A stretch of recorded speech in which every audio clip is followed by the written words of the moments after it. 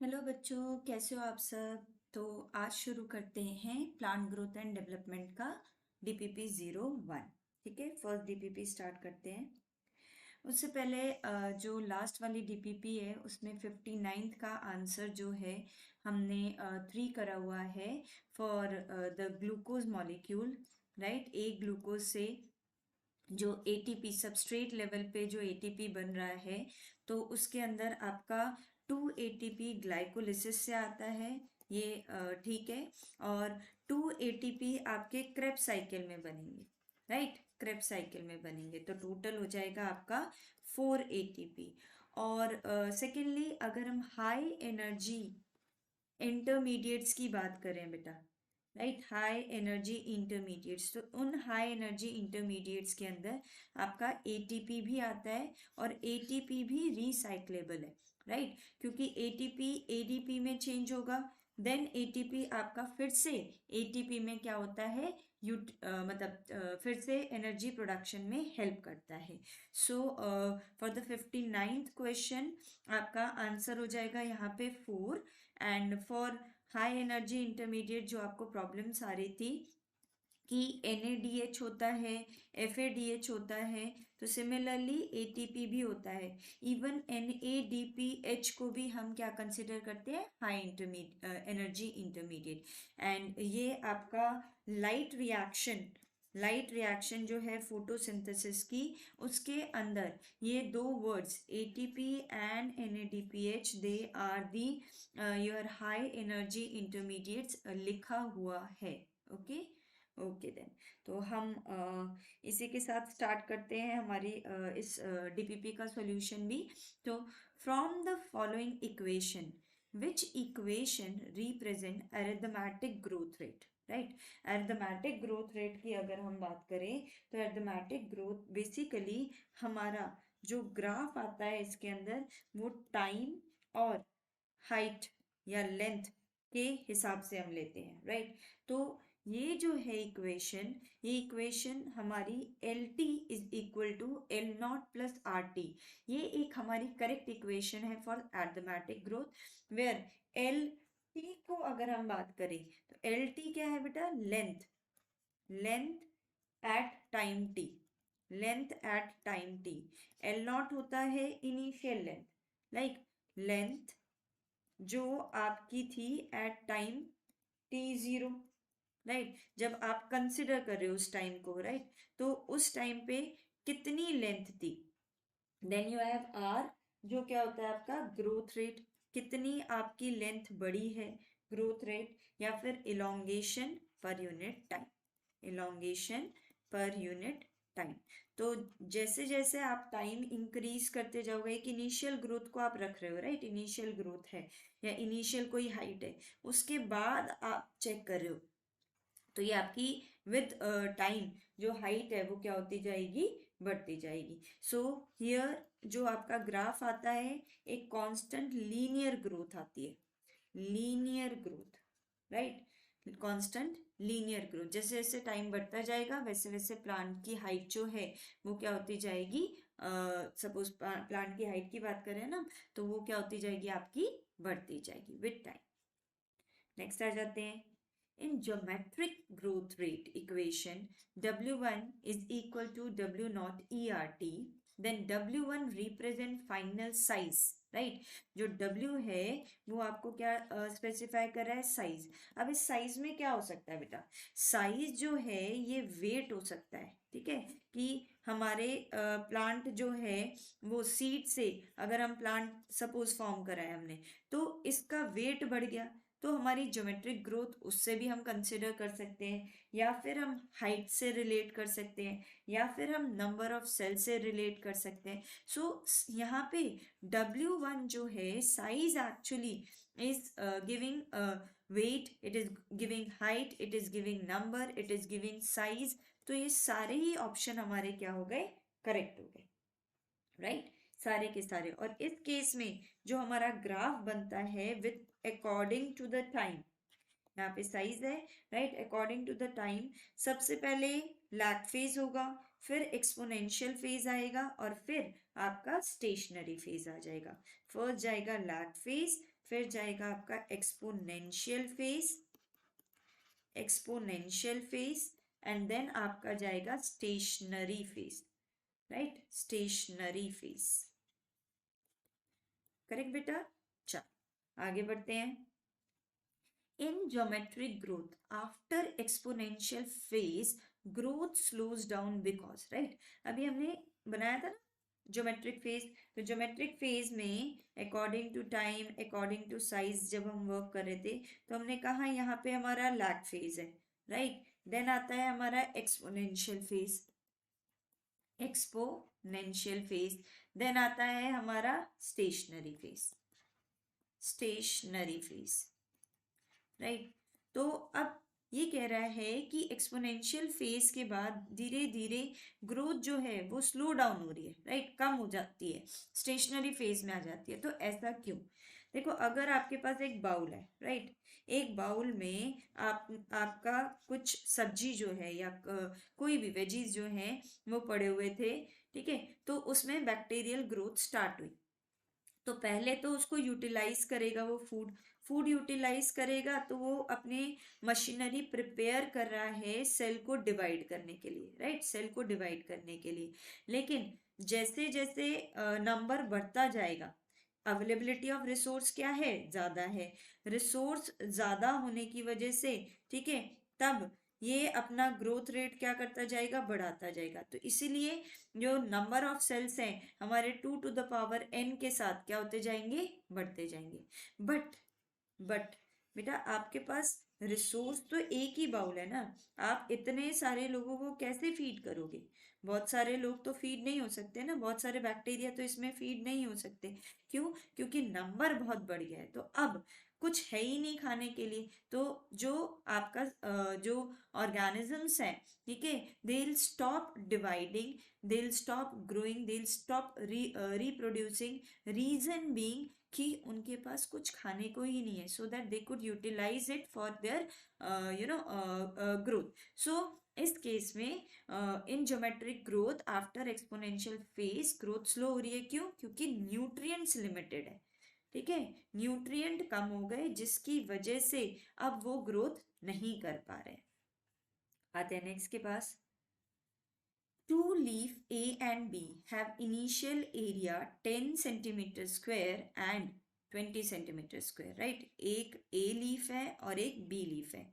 एक का जो एरिया है वो है 10 सेंटीमीटर, ठीक है, इनिशियल बोला है, इनिशियल 10 सेंटीमीटर स्क्वायर और इसका है 20 centimetre square. If both of them have absolute growth of 10 centimetre square, right, आपको एब्सोल्यूट ग्रोथ रेट की बात कर रहा है, right, absolute growth rate that is your 10 centimetre square, दोनों की 10 सेंटीमीटर स्क्वायर है। देन आपको निकालना है relative growth rate of leaf B, ठीक है। तो इसका आपको क्या निकालना है, रिलेटिव ग्रोथ रेट निकालना है। तो बेटा अगर हम एब्सोल्यूट की बात करें, राइट, एब्सोल्यूट क्या होता है, perfect, absolute is final minus initial growth rate. Absolute growth rate क्या है, फाइनल माइनस इनिशियल। और अगर यहाँ पे आपको इनिशियल दे रखा है और एब्सोल्यूट दे रखा है, तो आपको यहाँ पे क्या फाइंड करना है, फाइनल फाइंड करना है। फाइनल तो दोनों में है ही नहीं, तो फाइनल इज जो आपका एब्सोल्यूट है, absolute plus initial, absolute plus initial. तो एब्सोल्यूट की वैल्यू कितनी है आपकी 10, इनिशियल की आपकी वैल्यू कितनी है 20, तो ये बन गया हमारा 30। तो 30 हो गया आपका absolute growth rate, right, absolute growth rate 30 आ गया। अब आ जाता है relative growth rate, right. Relative growth rate क्या होती है आपकी, फाइनल माइनस इनिशियल, परफेक्ट बेटा, फाइनल माइनस इनिशियल अपॉन में इनिशियल इनटू में 100। फाइनल जो है हमारी कितनी है 30, इनिशियल हमारी कितनी है दैट इज 20 और अपॉन में 20 इनटू में 100, राइट। तो ये आपका कितना हो गया 10/20 इंटू 100, तो ये आ गया आपका 21 5, तो इट बिकम्स योर 50%, राइट। कितना आ गया आपका 50%। ठीक है, तो आपको ये दो फॉर्मूला याद रखना है कि एब्सोल्यूट ग्रोथ रेट जो होती है वो फाइनल माइनस इनिशियल होती है, और जो आपकी रिलेटिव ग्रोथ रेट है, right, relative growth is final minus initial upon initial. ठीक है, यहाँ पे याद रखना, final minus initial upon initial into 100, so that will give you the percentage of the relative growth rate.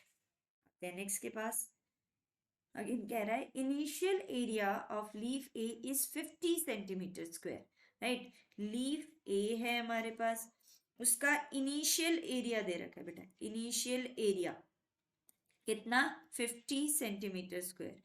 Calculate final, final हमने निकालनी है, तो फाइनल हो गई हमारी x। If relative growth is 50%, तो रिलेटिव ग्रोथ आपको कितने दे रखी है 50% दे रखी है। अभी हमने फॉर्मूला करा था कि relative growth rate, relative growth rate क्या थी, परफेक्ट बेटा, फाइनल माइनस इनिशियल अपॉन में इनिशियल इनटू में 100।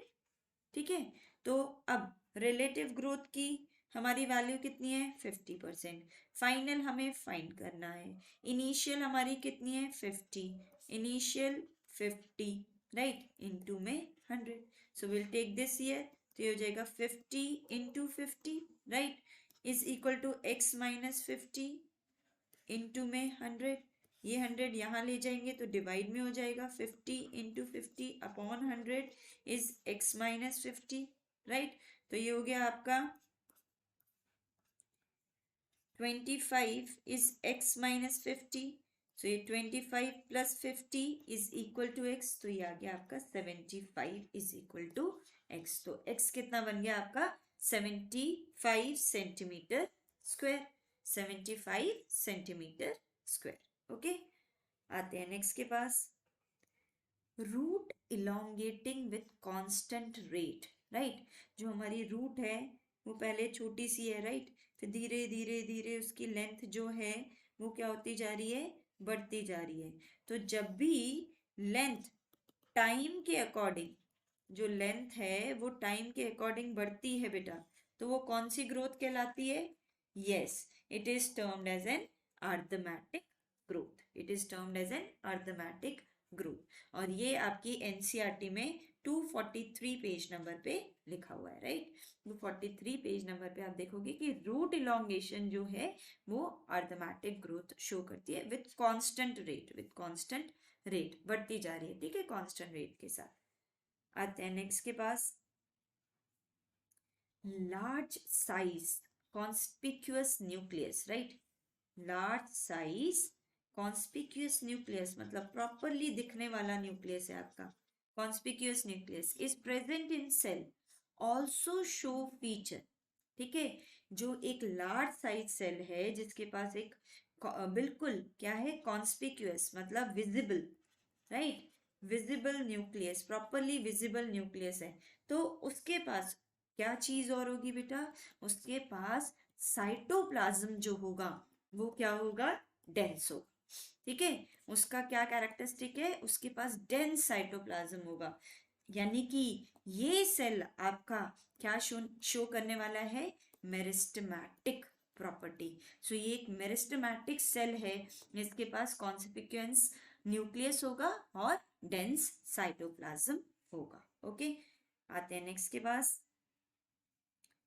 Turgidity of a cell increase, right. Turgidity जो है बेटा, टर्जिडिटी मतलब सेल ने वाटर क्या कर रखा है, गेन कर रखा है। तो वाटर जो है गेन होने के बाद कहाँ जाता है, आने के बाद, मतलब वाटर जो है एंट्री होती है किसके अंदर, वैक्यूल के अंदर। ठीक है, वैक्यूल के अंदर वाटर जो है वो एंटर करता है, and vacuole it maintains, vacuole it maintains the turgidity of the cell, right. Vacuole turgidity को मेंटेन करके रखता है।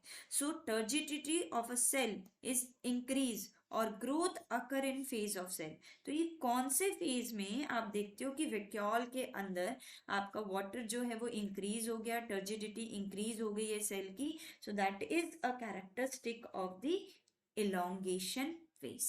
कौन से फेज में? इलोंगेशन फेज में। मेरिस्टेमेटिक फेज में तो सेल डिवाइड होता है बेटा, डिवाइड, ठीक है।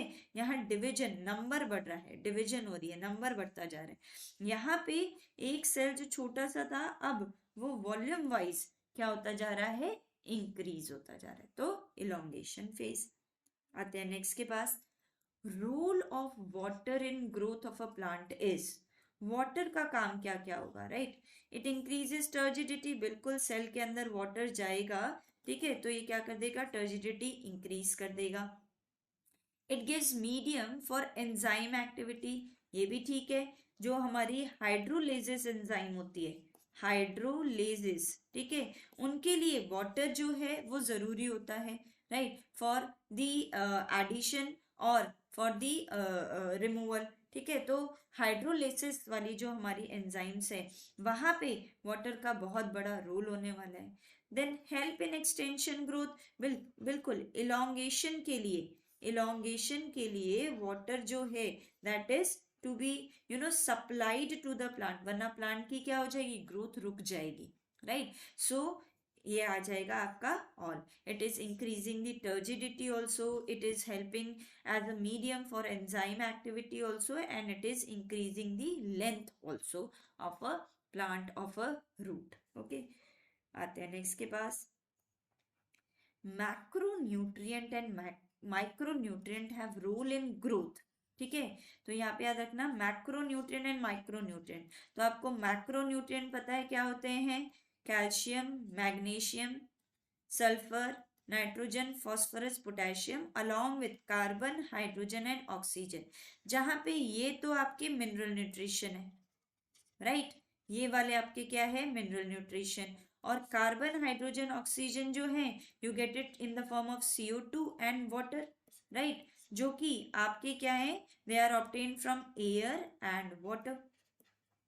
वाइल जो आपका माइक्रोन्यूट्रिएंट है वो आता है आपका copper, boron, chlorine, iron, zinc, molybdenum, manganese और निकल, राइट। तो ये आपके मैक्रो और माइक्रो न्यूट्रिएंट जो है इनका मेन काम क्या है? सेल जो है, सेल का जितना भी लिविंग पार्ट है, राइट, सेल के लिविंग पार्ट के कॉन्स्टिट्यूएंट्स को बनाते रहना। सेल के लिविंग पार्ट के कॉन्स्टिट्यूएंट्स जो हैं, ठीक है, यानी कि प्रोटोप्लाज्म को, प्रोटोप्लाज्म क्या है? Living part. प्रोटोप्लाज्म में क्या बनता है आपका बेटा? Yes, cytoplasm and nucleus. तो साइटोप्लाज्म में आ जाता है आपका साइटोसोल एंड सेल ऑर्गेनेलिस। तो इन सब को बनाने के लिए, ठीक है, आपको क्या चाहिए? You have a role of this macro and micro nutrient. तो for the synthesis of protoplasm this is necessary, right, कि ये न्यूट्रिएंट हर एक सेल जो है उसके कंपोनेंट्स को बना रहा है, राइट। आते हैं नेक्स्ट के पास। Which of the following affect growth, इसमें से क्या ग्रोथ अफेक्ट करती है, right. Which of the following conditions जो है वो ग्रोथ को अफेक्ट करती है? First is temperature range. Yes, temperature जो है वो ऑब्वियसली ग्रोथ को अफेक्ट करेगा। Whether the plant is a desert plant, whether a plant is a temperate dwelling plant और अ कोल्ड हैबिटेट वाला है, तो टेम्परेचर की जो रेंज है वो आपकी क्या करेगी? वेरी करेगी कि हमारा प्लांट एक्सट्रीम हॉट कंडीशन में है, एक्सट्रीम कोल्ड कंडीशन में है, या फिर ये आपका it is growing in an terrestrial area.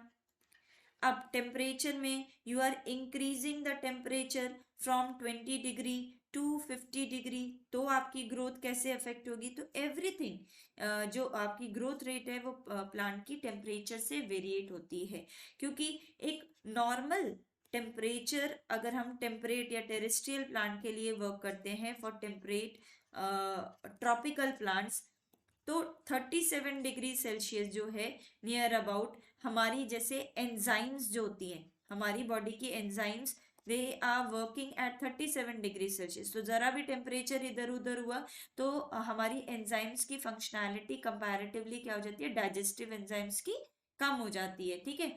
तो और सिमिलरली प्लांट में भी आपके सेल्स जो हैं they are working at a particular temperature, तो वो टेम्परेचर भी क्या होना चाहिए, एक ऑप्टिमम होना चाहिए। तो अगर आप उस ऑप्टिमम टेम्परेचर को क्या करेंगे, चेंज करेंगे, राइट, चेंज करेंगे, तो वो आपके प्लांट की ग्रोथ को अफेक्ट कर सकती है। देन ऑक्सीजन, यस, ऑक्सीजन की अवेलेबिलिटी भी क्या कर सकती है, ग्रोथ को अफेक्ट कर सकती है, कि प्लांट को रेस्पिरेशन के लिए ऑक्सीजन नहीं मिला, ठीक है, तो प्लांट का सेल डेथ हो जाएगी, सेल डेथ हो जाएगी, तो फिर आप कैसे कहोगे कि सेल ने डिवाइड होना है, आपका नंबर ऑफ सेल ही क्या हो गया, डिक्रीज हो गया।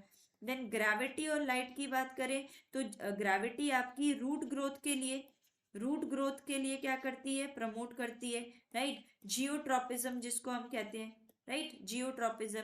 लाइट जो है वो फोटोट्रोपिज्म, जो लाइट आपकी प्लांट के स्टेम ग्रोथ के लिए क्या कर रही है, ग्रो करवाने के लिए हेल्प कर रही है, with the help of which hormone, auxin hormones, right. So सारे के सारे फैक्टर्स क्या है हमारे, इंपॉर्टेंट है। आते हैं नेक्स्ट के पास, during differentiation the cell undergoes, right, differentiation में आपका सेल क्या क्या प्रॉपर्टी शो कर रहा है। एक सेल जब दूसरे सेल में चेंज होता है, right, if one cell it changes into a second cell, और वो क्या कर लेता है, स्ट्रक्चर और फंक्शन दोनों ही मॉडिफाई कर रहे हैं, राइट, स्ट्रक्चर और फंक्शन दोनों ही मॉडिफाई करेगा, तो हम उसको क्या कहेंगे, differentiation. Differentiation is when they mature, ये सेल था हमारा, ये यंग सेल था, ये यंग सेल मेरा क्या हो गया है, मैच्योर हो गया, तो मैच्योर हो गया तो उसने अपना एक पर्टिकुलर स्ट्रक्चर ले लिया, अपना एक पर्टिकुलर फंक्शन ले लिया है, राइट, तो this is differentiation. Now according to this अगर हम देखें तो स्ट्रक्चरल चेंजेस होते हैं, प्रोटोप्लाज्म चेंज होता है, क्योंकि ये सेल एक स्पेसिफिक फंक्शन लेने जा रहा है, तो अकॉर्डिंगली ये अपने ऑर्गेनालीज जो हैं वो मॉडिफाई करेगा, अलोंग विद दैट ये सेल की एक्टिविटीज जो हैं उसको क्या करेगा, रेगुलेट करेगा, ठीक है। तो प्रोटोप्लाज्म में भी जो लिविंग कंपोनेंट है उसके अंदर भी ये क्या लेके आएगा, चेंजेस लेके आएगा। Then show changes in cell wall, बिल्कुल जो सेल वॉल है वो आपकी क्या होने लग जाएगी, थिकन होने लग जाएगी। सेल वॉल थिकनिंग जो है वो आपकी, अगर स्क्लेरन काइमेटस अगर वो सेल में चेंज हो रहा है तो उसमें लिग्निन की डिपोजिशन शुरू हो जाएगी, तो structural change, protoplasmic change, cell wall change, ये सारे के सारे फीचर्स आ जाएंगे।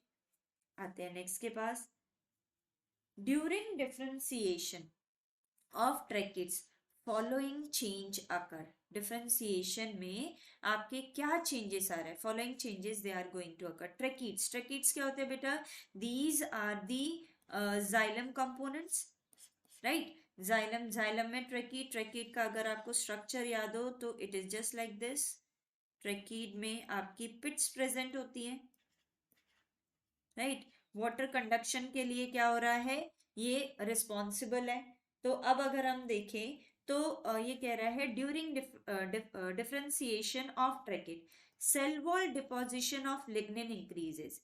देखो बेटा, जाइलम जो है, जाइलम का जो काम है that is to work it performs, first is water conduction, right, पहला तो है water conduction, along with that ये एक सपोर्टिव टिश्यू भी है।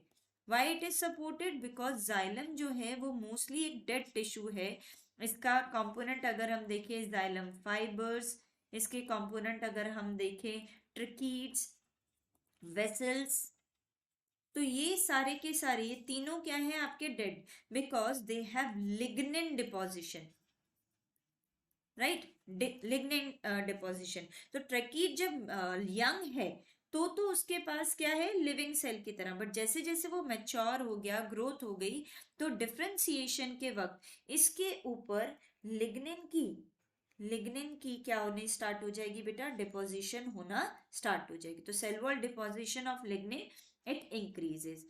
Then increase in protoplasm, protoplasm जो है वो आपका, देखो सेल जो है वो आपका साइज वाइज भी क्या हो रहा है, इंक्रीज हो रहा है।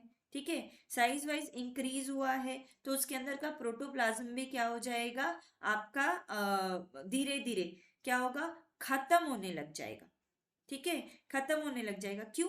क्योंकि ये वाला सेल मेरा किसको अप्रोच करने लगेगा, डेड सेल को अप्रोच कर रहा है। हमने कहा ना कि जाइलम मेरा क्या है, डेड सेल है। तो प्रोटोप्लाज्म साइज तो बढ़ गया, इसका साइज तो बढ़ गया, लेकिन अब इसने अपने अंदर कौन से फीचर्स ले लिए, स्क्लेरेंकाइमेटस फीचर ले लिए, राइट, डेड टिश्यू के फीचर्स ले लिए।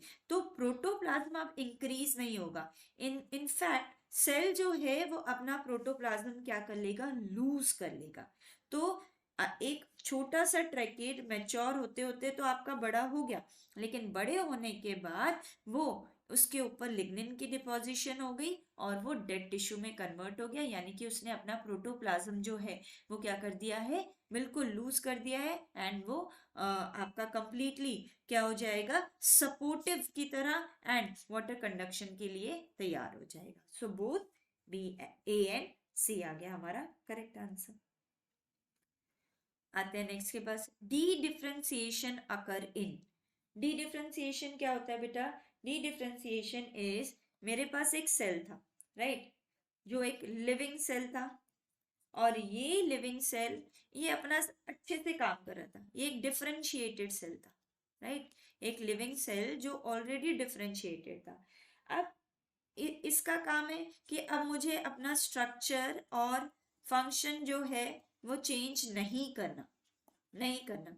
लेकिन हमने क्या करा, हमने इसको कोई एक कंडीशन दे दी, we have provided it a some condition, और कुछ कंडीशंस की वजह से क्या हुआ, ये फिर से डिवाइड होना शुरू हो गया, they started dividing, they started dividing. तो dedifferentiation is living cell जो ऑलरेडी डिफरेंशिएटेड था, जिसका अपना स्ट्रक्चर एंड फंक्शन था, ठीक है, उसको हमने क्या कहा, नहीं, आपको फिर से अपना फंक्शन क्या करना है, चेंज करना है, आप डिवाइड करो।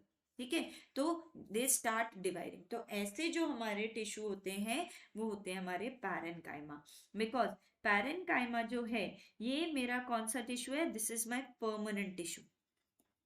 परमानेंट में सिंपल परमानेंट टिश्यू है मेरा, ठीक है, सिंपल परमानेंट टिश्यू जिसके अंदर आप चेंजेस लाके you can make a different tissue from it. So parenchyma cells जो है they undergo this process of de-differentiation and this results, ठीक है, in a new cell formation, right, new cell formation में ये क्या करेगा, आपका हेल्प आउट करेगा, न्यू सेल फॉर्मेशन में इसकी फंक्शनिंग हो जाएगी। तो ये आ गया आपका parenchyma cell as a correct answer. आते हैं नेक्स्ट के पास,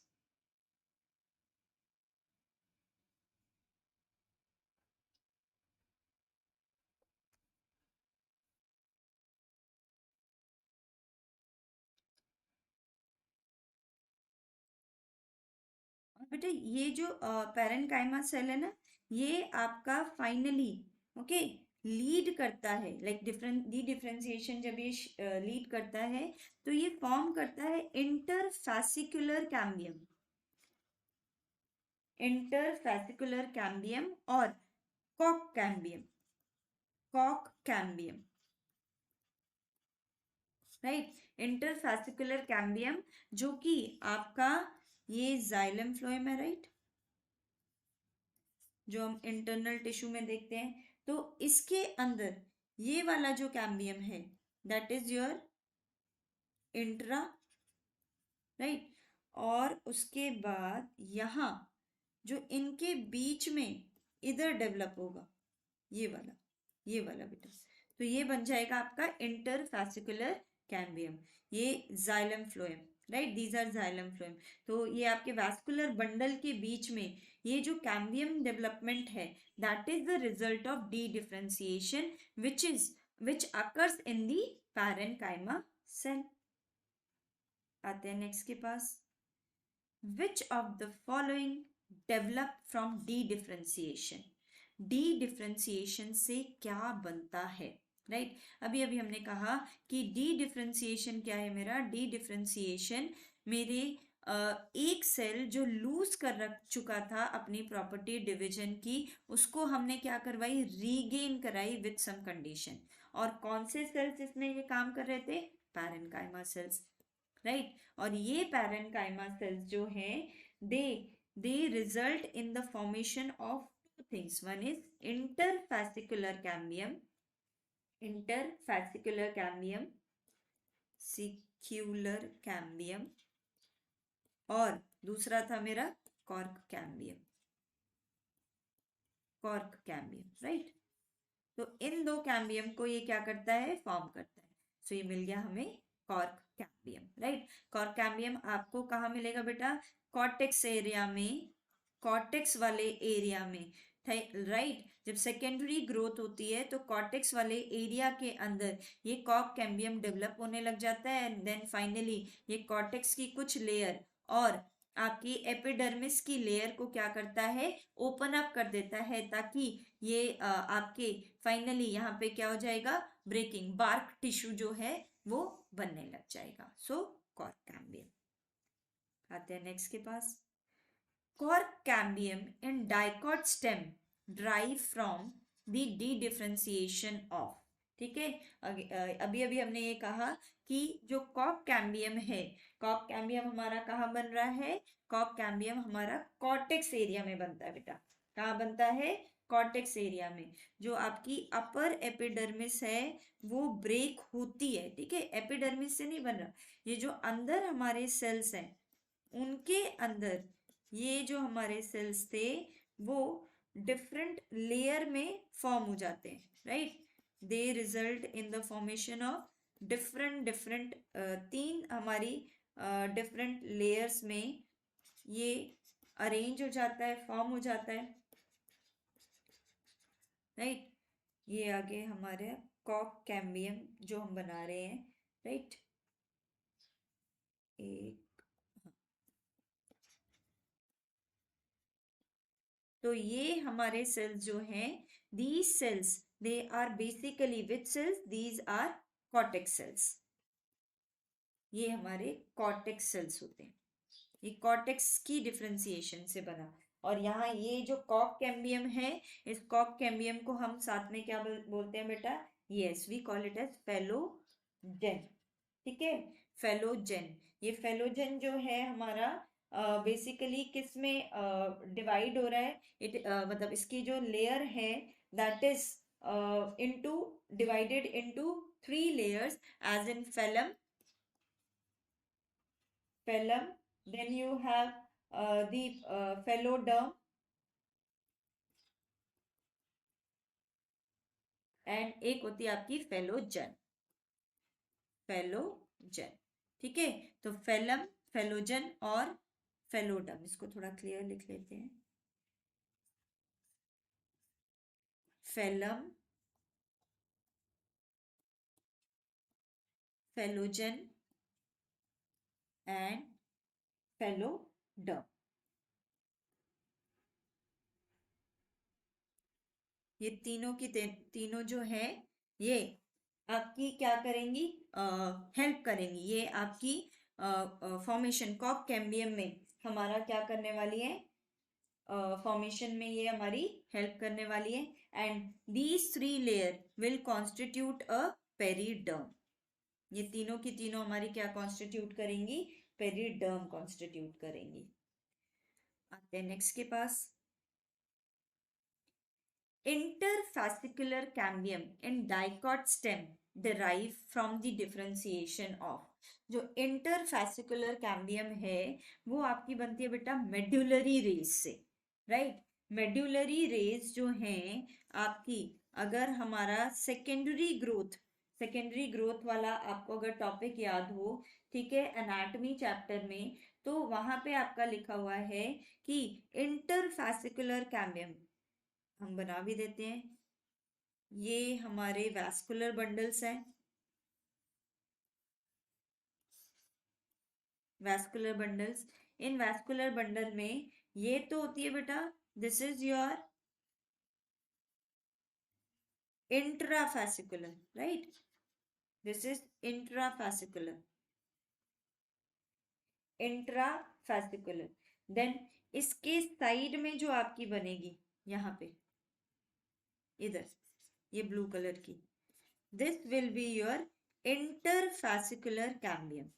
तो ये जो इंटरफैसिकुलर कैम्बियम है, ये आपकी मेडुलरी रेस से क्या होती है, डेवलप होती है। और ये कब डेवलप होती है, थ्रू ये सेकेंडरी जाइलम, जब आपका सेकेंडरी जाइलम फॉर्म हो रहा होता है, secondary xylem and secondary phloem जब फॉर्म हो रहा होता है, तब ये मेडुलरी रेस का फॉर्मेशन, मतलब थ्रू मेडुलरी रेस ये कैम्बियम जो है वो आपका क्या होता है, डेवलप होने स्टार्ट हो जाता है।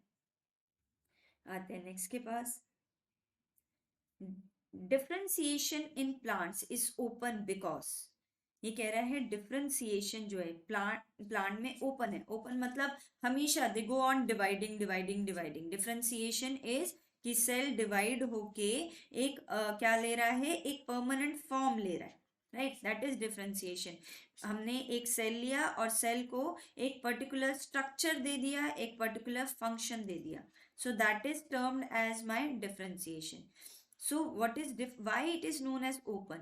We कह रहे हैं cell or tissues that are arising out of the same meristem have different structure at maturity. बिल्कुल देखो बेटा, अगर हम बात करें तो ये सेल है मेरा, इनका जो डेरिवेशन था, कहाँ से मिले थे, they were obtain from same meristematic tissue. Meristematic tissue आपके कौन से होते हैं, यस, मेरिस्टेमेटिक टिश्यू आते हैं आपके, पहले वाला अगर हम देखें तो root, apical meristem, shoot apical meristem, which are categorized in the root apical and shoot apical, जो कि एपिकल मेरिस्टम में आ जाते हैं। फिर आता है आपका इंटर मेरिस्टम, जो कि रिस्पॉन्सिबल होते हैं for primary growth of the plant, ठीक है। देन जो आपका नेक्स्ट होता है वो होता है लेटरल मेरिस्टम। लेटरल मेरिस्टम में आते हैं आपकी कैम्बियम डेवलपमेंट, ठीक है। तो यहाँ पे जो सेम मेरिस्टम से बन रहे हैं, then they have a different structures at maturity, इसीलिए हम उसको क्या कहते हैं, differentiation. The cells arising out of the same meristem have same structures at maturity. तो same structure नहीं आएगा। Cells tissue arising out of the different meristem, different meristem नहीं, क्या होना चाहिए, तो बेटा same meristem but have different structures. Then organ, यहाँ पे हमने एक बात करनी थी cell tissue की, right? Cell tissue that are arise from the same meristem, right? But have different structure. तो हमारा जो करेक्ट आंसर बैठा वो हो गया हमारा ए ऑप्शन। देन नेक्स्ट कह रहा है apical meristem, apical meristem of root can give dash after differentiation. Apical meristem से क्या बन सकता है, एपिकल मेरिस्टम से रूट एपिडर्मिस बन सकती है, रूट कैप बन सकता है, कॉर्टेक्स एरिया बन सकता है। So all of these could be prepared by apical meristem. Next के पास, which of the following tissue is not a product of redifferentiation? अब बेटा redifferentiation, अब देखो क्या हुआ, हमारे पास हमने एक कंडीशन लगाई कि ये मेरा एक सेल है और ये सेल मेरा मैच्योर हो गया, डिफरेंशिएट हो गया, राइट, ये मेरा मैच्योर हुआ, डिफरेंशिएट हुआ। फिर हमने उसको एक कंडीशन दे दी, तो वो सेल डिवाइड होने लग गया, उसको हमने क्या दिया, डी डिफरेंशिएट हो गया, डी डिफरेंशिएट हो गया। अब हम क्या कह रहे हैं कि अब ये डिवीजन के बाद अब हम बोल रहे हैं कि अब आप ये वाला स्ट्रक्चर अपना अंदर ले लो, ठीक है, आप ये स्ट्रक्चर फॉर्म कर लो, आप क्या फॉर्म कर लो, ये स्ट्रक्चर फॉर्म कर लो। So now they again lose, ये जो आपने डिवाइड करवाई थी, they again lose the property of division, the property of division, right, they again lose the property of division and now produce, now perform a particular function, specific function, specific function। तो ये जो condition है that is known as redifferentiation. इस condition को क्या कहेंगे? रीडिफरेंशिएशन। तो ये जो कैरेक्टरिस्टिक है आपकी किसके अंदर होती है? कॉर्टेक्स के अंदर। Not product of रीडिफरेंशिएशन। कॉर्टेक्स जो है it is not a product of रीडिफरेंशिएशन, क्योंकि आपकी कॉर्टेक्स जो है वो डी डिफरेंशिएशन वाले एरिया में क्या करने वाली है? वर्क करने वाली है, राइट। कॉर्टेक्स जो है वो आपकी डी डिफरेंशिएशन वाले एरिया में वर्क करेगी and finally will lead to cochlear formation, secondary xylem and secondary phloem. तो नॉट प्रोडक्ट, तो कॉर्टेक्स जो है हमारा किसका था बेटा? डिफरेंशिएट होके बना था, राइट। अब कॉर्टेक्स के सेल, मेरिस्टेमेटिक सेल जब differentiation show, dedifferentiation show करेंगे तो then they will be forming the कॉक cambium and the interfascicular cambium. तो यहाँ पे आ गया हमारा कॉर्टेक्स। आते हैं नेक्स्ट के पास। Consider the following statement. अब पहला कह रहा है कि प्लांट ग्रोथ जो है वो क्या है? ओपन है, राइट। यस, प्लांट ग्रोथ जो है वो होती रहती है आपकी। Plant they keep on growing, their meristematic cells they keep on dividing,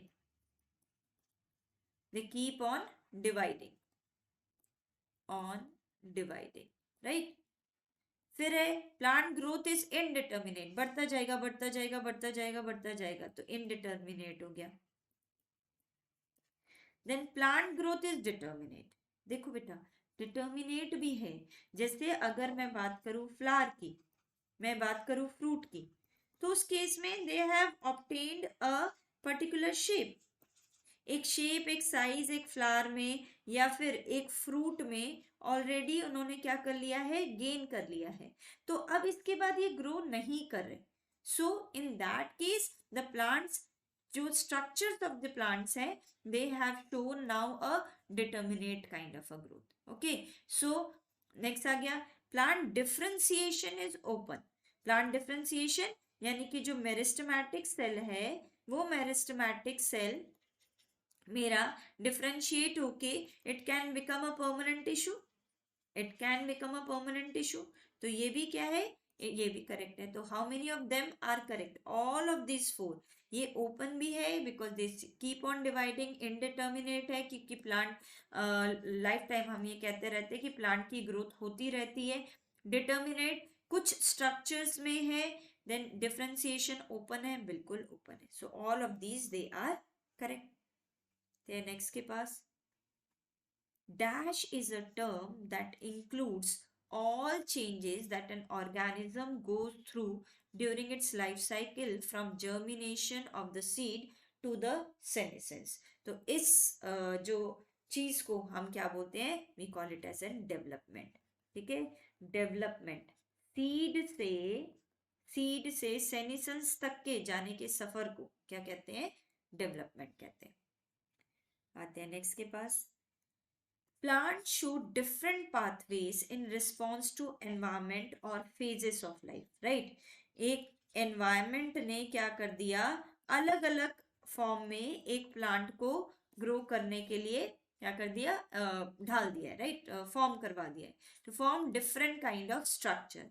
this ability is called, एक एनवायरमेंट की वजह से एक्स शेप बनने वाला था या एक्स कैरेक्टरिस्टिक शो करने वाला था, लेकिन वो अब वाई कैरेक्टरिस्टिक शो करने लग गया, राइट। तो ऐसी चीज को, this ability is known as plasticity. क्या बोलते हैं बेटा? इसको प्लास्टिसिटी कहते हैं। एंड प्लास्टिसिटी, जैसे प्लास्टिक जो है, आप इसको ऐसे याद कर सकते हो, प्लास्टिक को आप किसी भी शेप में मोल्ड कर सकते हो डिपेंडिंग अपॉन कि आपने क्या बनाना है। तो सिमिलरली यह क्या आ गई आपकी plasticity, right, for different kind of structures, for different kind of structures. Next आते हैं हेट्रोफिली। हेट्रो मीन्स बेटा, हेट्रो का मतलब क्या होता है? Different, different. और फिली का मतलब क्या होता है? लीफ, लीव्स के लिए। तो heterophylly means different type of a leaf in different condition, in different condition shown by same plant, by same plant, right. तो ये जो कैरेक्टरिस्टिक है ये किसकी है? प्लास्टिसिटी की है। किस चीज की है बेटा? Plasticity. Then plant follow different pathways in response to environment by forming different type of a leaf, right? इसी को ही हम क्या बात कर रहे थे? प्लास्टिसिटी। और इसी में प्लांट की बात कर रहे हैं तो we use a word as an heterophylly. तो हेट्रोफिली बेटा दो तरीके के प्लांट्स शो करते हैं। एक जिनका एनवायरमेंट ही डिफरेंट है, जहां वो या तो लैंड पे ग्रो कर रहे हैं या फिर वो वाटर पे ग्रो कर रहे हैं, या फिर एनवायरमेंट तो सेम है लेकिन यंग फॉर्म में वो कुछ और अपना शेप दिखा रहे हैं, और जब एडल्ट हो रहे हैं तब वो अपना शेप अलग दिखा रहे हैं। तो जो एनवायरमेंटल कंडीशन की वजह से अपने में हेट्रोफिली शो करता है वो है आपका butter cup, right? That is butter cup. और जो कॉटन है, कोरिएंडर है, कॉटन, कोरिएंडर और लार्कस्पर, राइट, ये जो है ये यंग फेज में आपका शेप जो है वो अलग शो करेंगे। और इनकी लीव्स, ठीक है, इनकी लीव्स जो है यंग फेज में इनकी लीफ का जो शेप होगा वो जुवेनाइल स्टेज, यंग स्टेज में उनका क्या होगा? अलग होगा। लेकिन जब एडल्ट होंगे तो दे will be showing a different type of a leaf structure, right? और ये बटर कप जो है, बटर कप टेरेस्ट्रियल में अगर हम देखें तो it will be showing this kind of a structure, right? अगर ये कहाँ रह रहा है बेटा? लैंड पे, तो ये लैंड पे इसका ये स्ट्रक्चर है, और दिस इज ऑन लैंड। और वाटर में it will show this kind of structure, थोड़ा सा ब्रांच ब्रांच दिखा देते हैं, राइट? तो ये लैंड और वाटर में इनका स्ट्रक्चर, लेकिन इसका स्ट्रक्चर अगर आप देखो तो ये सिर्फ लैंड पे ही इस तरीके के डिफरेंट स्ट्रक्चर्स को क्या कर रहा है? फॉर्म कर रहा है। तो यहाँ पे इन रिस्पॉन्स टू एनवायरमेंट पूछा है, तो एनवायरमेंट में कौन आ गया? आपका बटर का। आते हैं नेक्स्ट के पास, डेवलपमेंट हेट्रोफिली। डेवलपमेंट मींस जब वो क्या क्रॉस कर रहा है बेटा? जुवेनाइल से एडल्ट बन रहा है, यंग स्टेज से वो अपने आप को एडल्ट स्टेज में काम करता है। तो हमारे पास डेवलपमेंट में we had 3 example, one was cotton, one was coriander and another was larkspur, larkspur. और जो एनवायरमेंटल वाला था वो था आपका बटरकप। तो कॉटन एंड बटर कप आ गया, कोरिएंडर एंड बटर कप आ गया, लार्कस्पर एंड बटर कप आ गया, क्योंकि बटर कप तो बेटा क्या है? एनवायरमेंट वाला है। देन कोरिएंडर एंड लार्कस्पर, तो ये आ गया हमारा करेक्ट ऑप्शन। आते हैं नेक्स्ट के पास, intercellular intrinsic factor.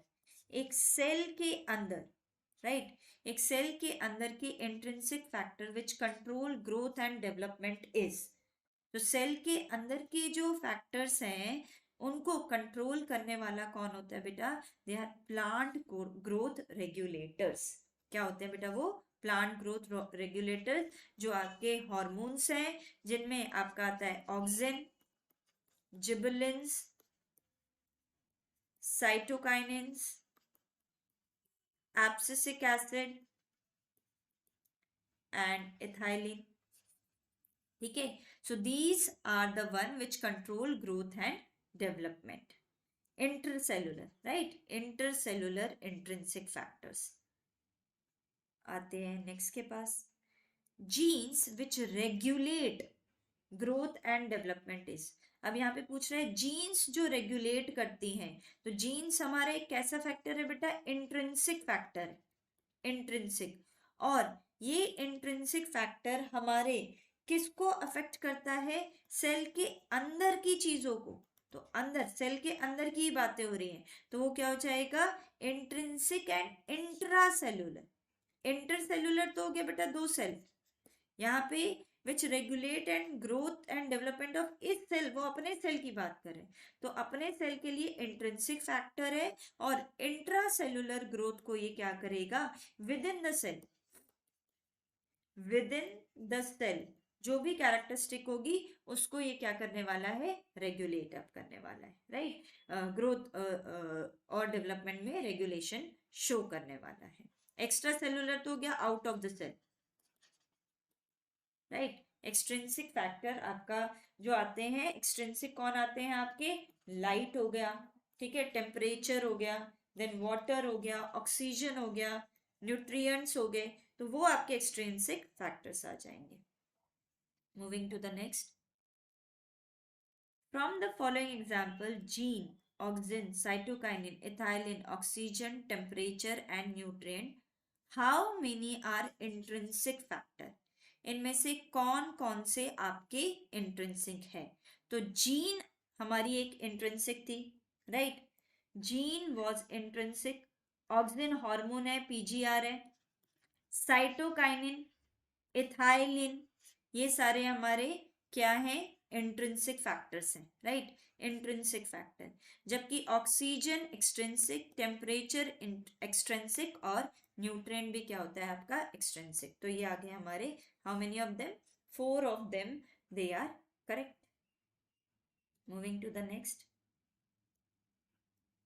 plant growth regulators are PGRs, PGR which are the hormones of the plant, and these hormones of the plant, they are small simple molecules of diverse chemical composition। बिल्कुल सही मिला है हमें पहला ही option कि plant growth regulator जो होते हैं वो स्मॉल होते हैं, सिंपल मॉलिक्यूल्स हैं, बट इनका स्ट्रक्चर जो है वो क्या है, अलग अलग है, राइट। तो diverse chemical composite, they are not large, they are not complex molecules, they are simple molecules, right? So small simple molecules of diverse chemical composition. Thank you everyone.